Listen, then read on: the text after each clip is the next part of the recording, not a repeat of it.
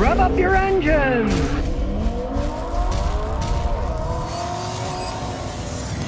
Eddie 262 says, Scott, if you had to choose between a 2011 Nissan Altima or 2016 Chevy Cruze, which would you have to choose?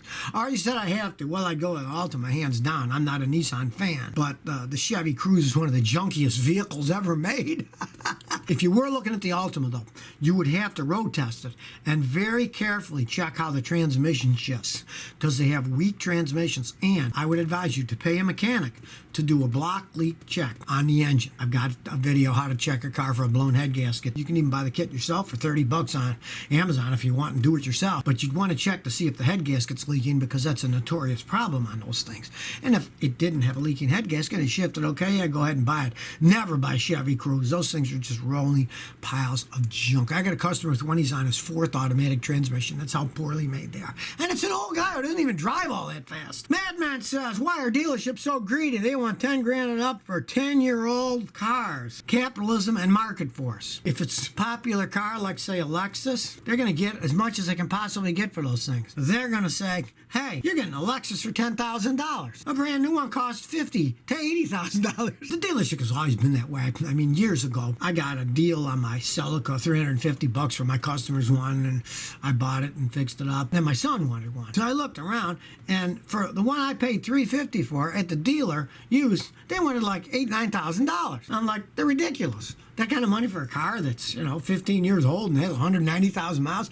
But they get it because they're popular and people like them. But of course, they have a tremendous overhead at the dealer. They got to pay for their overhead. So before they even make a profit, they got to make a bunch of money just to break even. And that's why they charge so much money. And that's why I tell people, don't go there and buy used cars, because you're going to pay too much for them. A car that comes when it's called, like a dog. Tesla's working on that. That they're going to have a car that, say, is parked down the street, and you can summon it, and it will drive itself to you.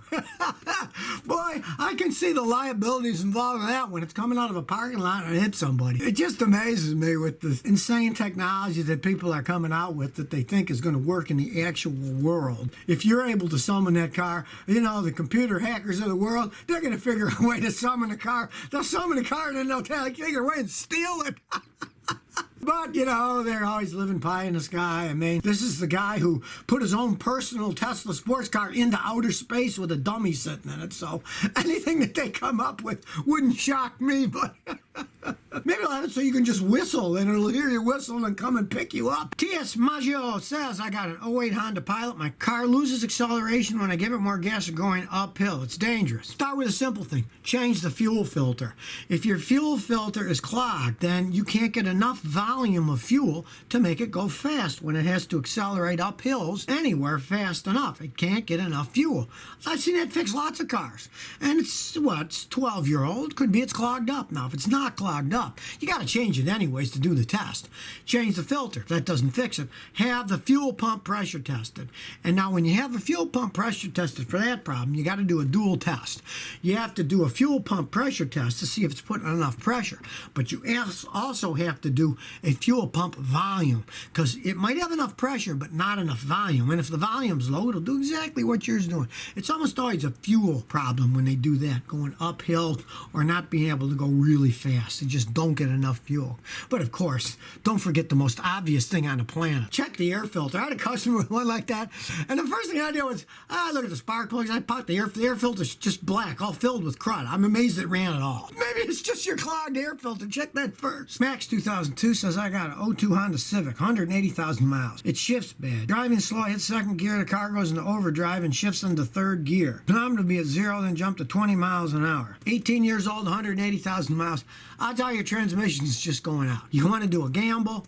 Pray it's just a speed sensor. They don't cost much. Buy the speed sensor, put it on. Pray it fixes it. Once in a while, that will fix it. If it doesn't fix it, it means the transmissions go out internally. You never know. Try the sensor. They don't cost much. They just bolt on and off. And don't buy some cheapy aftermarket one made in China. Get an OEM, original equipment one, specific to that vehicle. You got to get the right one that works correctly. And if you bolt it on and it fixes it, great. If not, you're going to need a transmission rebuild. And 2002 Civic with 180,000 miles is more than the car's worth, really. Search for First Car says, Scotty, I'm wondering, what is the Toyota Corolla of motorcycles? A Honda 750. When those things came out in the 60s, bulletproof.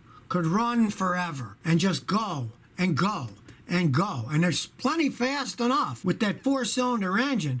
They got so much power that if you're going to drive them under 100 miles an hour, they're going to run forever if you don't smash them up and run into something. I've seen those things that had 140,000 miles on them and they were still running strong.